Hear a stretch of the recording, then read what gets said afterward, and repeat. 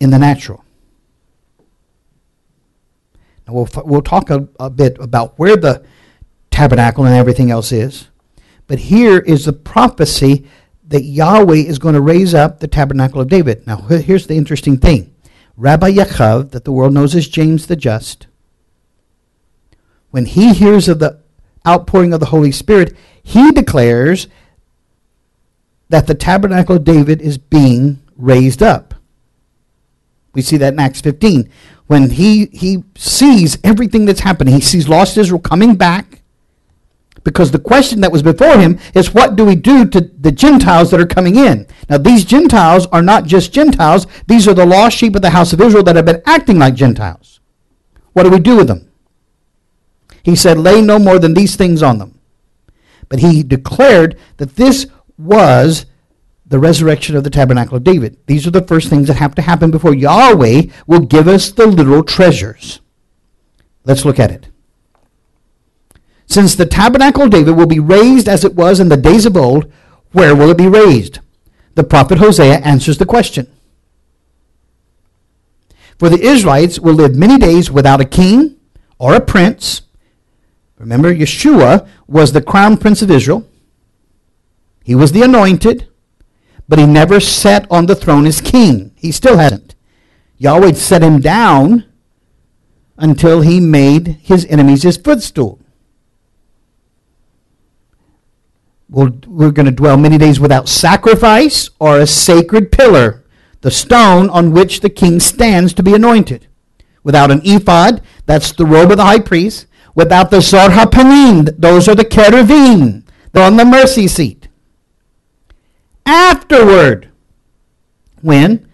After the outpouring of the Holy Spirit, after the gathering of the lost sheep of the house of Israel, after the building of the temple, the Israelites will return and seek Yahweh their Elohim and David their king. They will come trembling to Yahweh and to his blessing in the last days. So that not only does Israel have to return, we see Judah has returned, but Judah's not asking for the monarchy. They're not asking for David's house to be restored. But there's going to be a call soon, because the Knesset isn't working. There is no peace in the land. They're going to seek and want a strong monarchy, a man they can rally behind. And they will come trembling to Yahweh, to his blessings in the last days. So there's going to be fear involved. According to Hosea 3, 4, and 5. It's not going to be a rosy picture as they start coming back. And it's not. But there's not a cry for the monarchy yet. Things have to get bad, from bad to worse, before they say, we need to throw these rascals out. We need to restore the monarchy and the Sanhedrin. When that happens, there'll be a candidate come, a cousin of Yeshua, because he has to be from Judea. He's got to be a Jew, and he's got to be from the house of David. That makes him Yeshua's cousin, doesn't it? And he will be the Mashiach Nagid, the Antichrist. Yahweh will give us the originals. So it could hardly be more graphic and more plain that we will be betrothed to Yahweh, and amazingly, the valley of Achor seems to be the threshold we cross. As we become a nation one day, the word says, and become the sacred and sanctified bride of Messiah in one day. Where? At Gilgal. I'll betroth you to me forever. I'll betroth you to me in righteousness and in justice and love and in compassion. I'll betroth you in faithfulness, and you will acknowledge, not God, not Lord, but Yahweh. Hosea 2, 19 and 20. Now the prophecy of Isaiah says even more. Jerusalem, let it be rebuilt, and of the temple, let its foundations be laid. This is what Yahweh says. I will give you the hidden treasures, riches stored in secret places, so that you may know that I am Yahweh, the Elohim of Israel, who summons you by name. Isaiah 44, 28 through 45 and 3. Now here's the interesting thing. The Mashiach Nagid is going to rebuild the temple.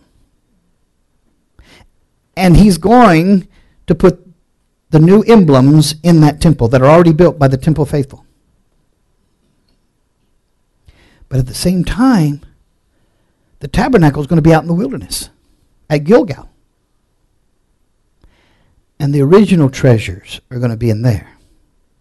Not Solomon's treasures. The original tabernacle treasures. Not the curved menorah, but the stick menorah that looks like an almond tree. These were hammered out, not molded. These were hammered out. Though they're rougher, not as polished as Solomon's, they're richer and more precious. They've been stored in a secret place for us, according to Isaiah 44. Israel is being restored and Jerusalem is being rebuilt. We can only speculate and watch to determine when the secret treasure, the tabernacle and the Ark of the Covenant, will be discovered. However, they will be discovered and restored to us. Therefore, keep watch. So where does it now? In the closing scene of the Raiders of the Lost Ark, it says it all, as it is stored in a CIA warehouse 13, amongst thousands of other crated items. It is meant to be hidden from man. Even if he has already found it, it is too powerful a weapon to fall into the wrong hands.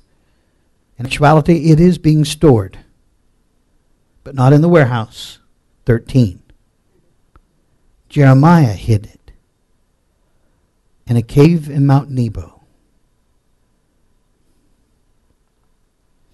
It was also contained in the same writing how the prophet Jeremiah, being warned by Elohim, commanded that the tabernacle and the ark should accompany him till he came forth to the mountain where Moses went up and saw the inheritance of Elohim, in other words, Mount Nebo.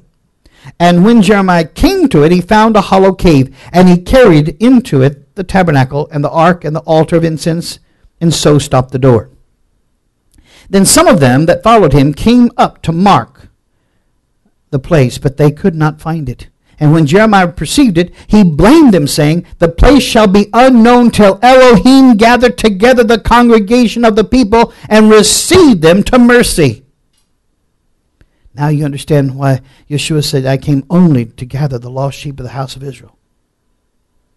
2 Maccabees 2, 4 through 6.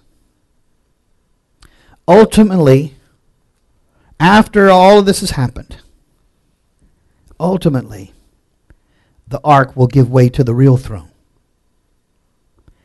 Return, faithless people, declares Yahweh, for I am your husband. I will choose you, one from a town and two from a clan, and bring you to Zion. Then I will give you shepherds after my own heart, who will lead you with knowledge and understanding in those days when your numbers have increased greatly in the land, declares Yahweh. People will no longer say the ark of the covenant of Yahweh.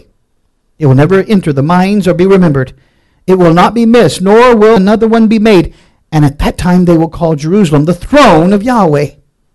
And all nations will gather in Jerusalem to honor the name of Yahweh.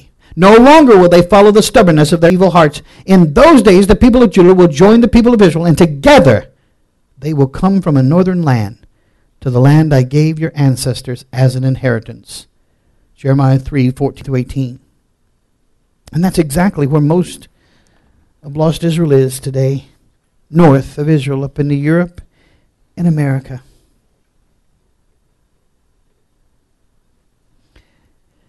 So he said, I'll whistle for Ephraim, and she'll come home, back to a land that Yahweh will give you as an inheritance.